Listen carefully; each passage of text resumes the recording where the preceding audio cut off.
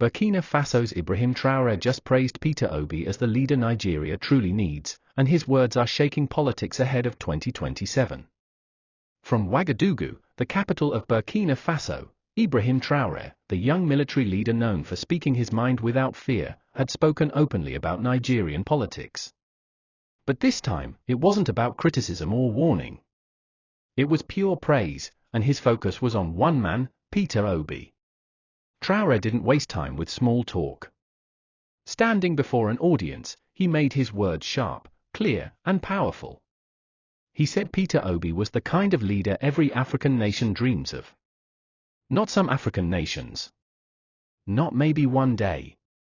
But right now, the kind of leader Africa needs. He said Nigeria was lucky to have such a figure still active in politics. He described Obi as a man whose record speaks louder than any campaign promise. A man who has been tested in government, tested in leadership, and tested in character, and came out without stains. For Traoré, this wasn't just a personal opinion. It was a statement of fact, and he delivered it with the confidence of someone who had studied Obi's political journey closely. He reminded everyone listening that leadership is not about how many cars a politician owns, or how many private jets he can show off. Leadership is not about making noise on television or giving out small gifts during campaigns. It is about serving the people with honesty and vision, and according to Traoré, Obi has done exactly that. The room fell quiet as Traoré spoke about Obi's calmness under pressure. In politics, he said, storms will always come. Enemies will attack. Lies will be spread.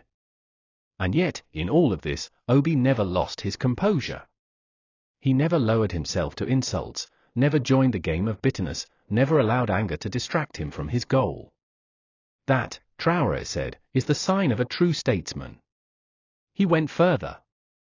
He said Obi's focus on the needs of the people was what made him stand out in a crowd of politicians. While others chase power for power's sake, Obi's message has always been about jobs, education, healthcare, and fairness. He is not perfect, no leader is, but his priorities show where his heart truly lies. Traoré then drew a sharp contrast between leadership built on integrity and leadership built on personal gain. Too many African leaders, he warned, have built their legacies on money, corruption, and fear. They use their time in office to fill their own pockets, forgetting the millions of citizens who gave them power. But Obi's story, he said, was different. In all his years in public service, no credible accusation of theft has stuck to him. His record as governor, his lifestyle, and his political conduct show that it is possible to lead without looting. This was where Traoré's voice grew heavier, his tone more deliberate. He said Africa must stop celebrating politicians just because they can speak well, wear expensive clothes, or sponsor big parties. The true measure of leadership, he insisted, is how much a leader is willing to sacrifice for the good of his people. And in Obi's case, that sacrifice has been clear, choosing principle over power, truth over political convenience. He reminded Nigerians that the world is watching. Africa is watching. The choice of leaders in Nigeria is not just a local issue, it sends a message to the entire continent. If Nigeria chooses the right leader, it can inspire others. If Nigeria chooses the wrong leader, it can discourage millions across Africa. And for Traoré, Peter Obi represents the kind of leadership that could restore hope, not only in Nigeria, but across the continent. He also spoke about vision, a word that politicians like to use but often fail to demonstrate. A real vision, Traoré said, is not just a list of promises. It is a plan rooted in reality, backed by discipline, and carried out with consistency. Obi's emphasis on building the economy from the ground up, encouraging production instead of just importation, and focusing on youth empowerment was, to Traoré, a sign of deep strategic thinking. In Traoré's eyes, Obi's politics are about service, not survival.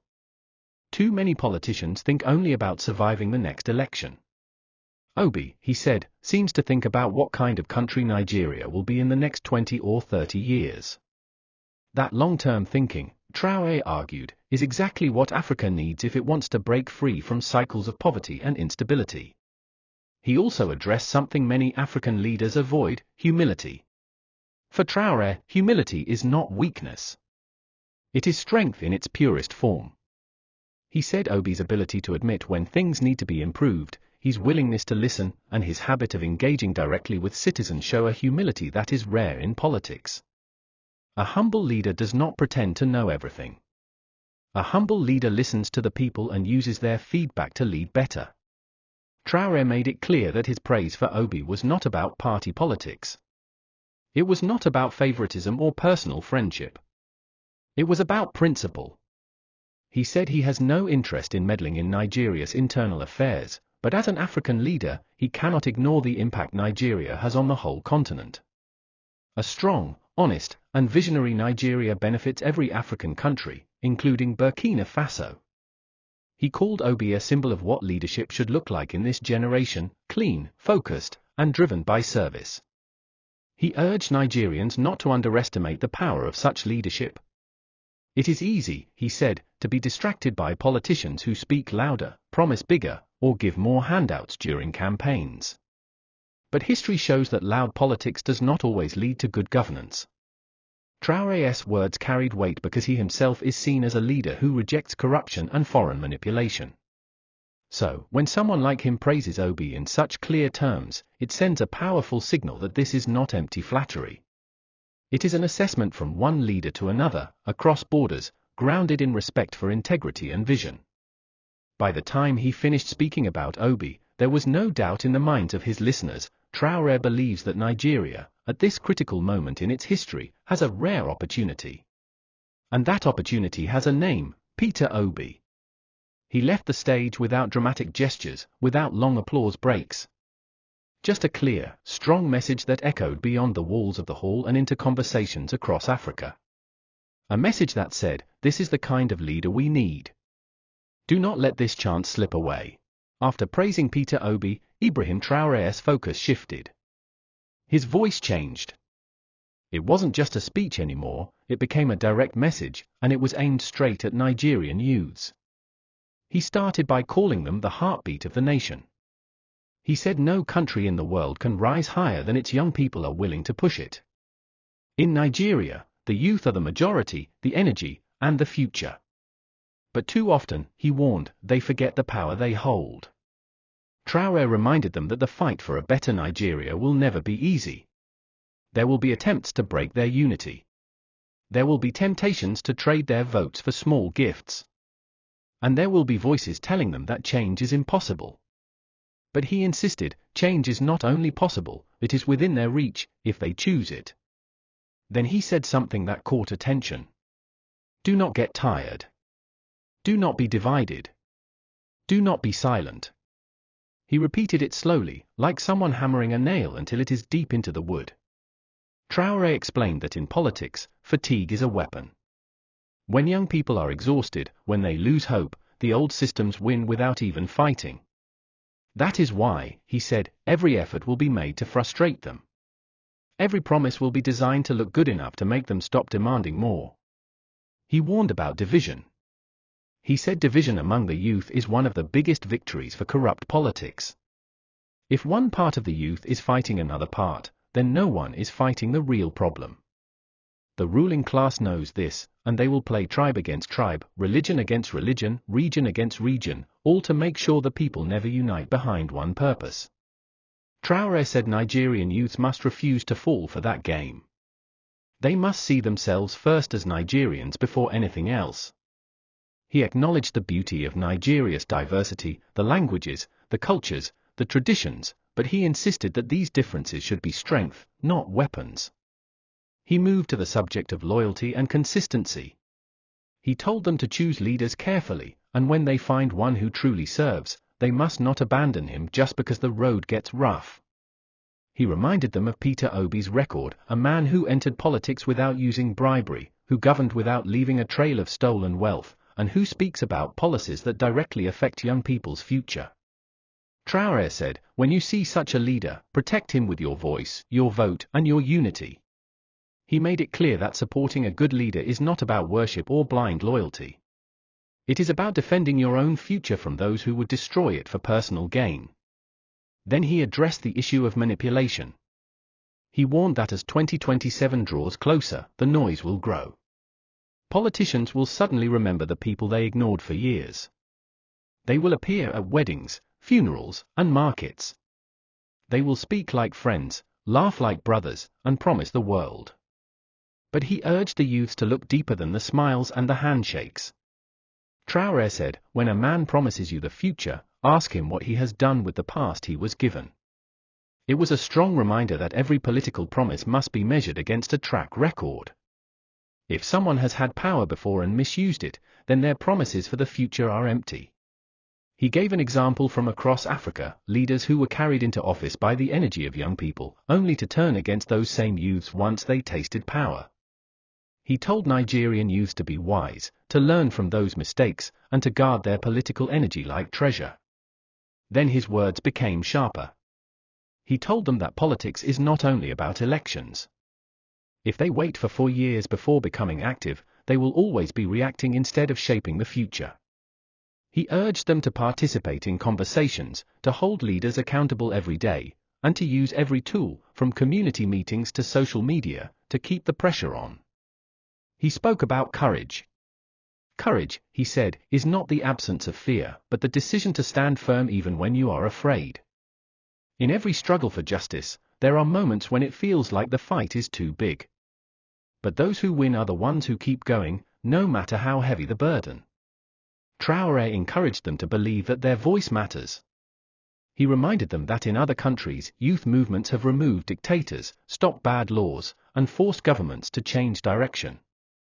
Nigeria's size, resources, and influence mean that if its young people rise with one voice, it will shake not just the country, but the entire continent.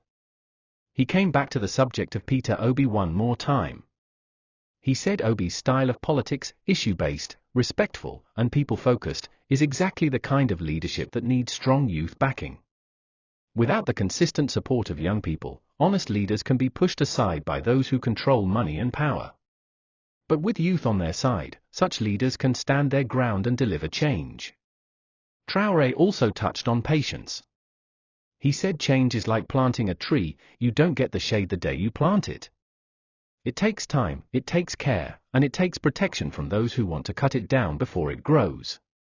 Supporting a leader like Obi, he said, requires the same kind of patience and protection. Before closing his message, Traoré gave a final warning. He said that in the months ahead, many will try to rewrite history. They will try to paint honest leaders as weak, and corrupt leaders as strong. They will try to make the people forget who fought for them and who forgot them. The youth must resist this rewriting of truth. He ended with a challenge: if you want a Nigeria that works for you, then fight for it with your unity, your wisdom, and your vote. Do not wait for someone else to do it. History will not remember those who watched. It will remember those who acted. There was a brief silence after he spoke those words. It was the kind of silence that happens when people know they have heard the truth. And in that silence, one thing was clear: Traoré wasn't just giving advice to Nigerian youths, he was handing them the keys to their own future. After sending his message to the Nigerian youths, Ibrahim Traoré shifted to the bigger picture.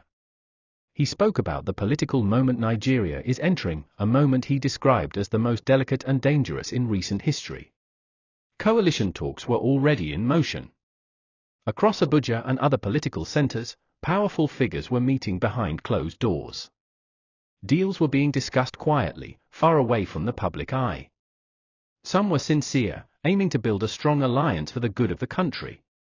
But others were simply playing a game, trading promises, exchanging favors, and positioning themselves for personal gain. Traoré warned that in times like this, the line between genuine cooperation and political betrayal can become very thin. Many politicians, he said, will suddenly start talking about unity, but not because they want the country to progress. They want to protect their own positions. He explained that coalition politics is a double-edged sword. On one side, it can bring people together, combine strengths, and create a powerful movement that can win elections and govern effectively. On the other side, it can also be a tool for compromise that benefits only the politicians, while the citizens are left with the same problems they have faced for decades. In Traoré's view, Nigeria is standing at a crossroads. The coalition talks ahead of 2027 could either be the birth of a new political force that puts the people first, or just another recycled arrangement that changes nothing. The choice will depend on the honesty of the leaders involved and the vigilance of the people. Then, he brought Peter Obi back into the conversation. He said Obi's involvement in any coalition must not be treated as a mere political calculation. Instead, it must be built around shared values and a clear plan for the future. If the coalition is only about winning an election, without a solid plan to govern differently, then it will fail the people just like many before it. Traoré stressed that Obi has the qualities to lead such a coalition: integrity, focus, and a people-first approach. But he warned that even the best leaders can be weakened if they are surrounded by those whose motives are selfish. This, he said, is where Nigerian youths and citizens must play their role, to demand transparency in coalition talks, to insist that any alliance is based on principles, not just convenience. He also spoke about the danger of desperation in politics. When leaders or parties are desperate to win, they will sometimes join forces with people they know are corrupt, simply because those people can bring votes or money. This kind of desperation, Traoré said, is the enemy of real change. It creates a government that cannot reform itself, because the same old forces are still in control behind the scenes. Traoré called on Nigerians to ask tough questions during this period. What is the coalition offering? Who are the people in it? What have they done in the past?